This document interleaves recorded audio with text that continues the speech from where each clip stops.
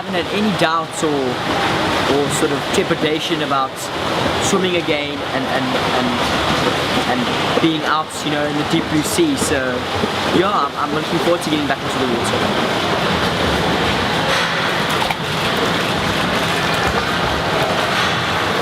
So bietjie meer as 'n maand gelede het die lewe van die 20-jarige Caleb Swanepoel van Kaapstad onherroepelik verander toe hy in die see by Buffels Bay deur 'n haai aangeval is en hy sy regterbeen verloor het.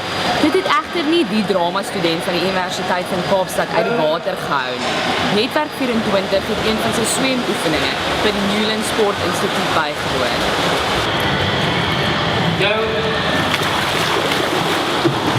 It's going to be a challenge for the rest of my life, but to see it as something that there's positives that come out of everything, you know, with every negative there are positives.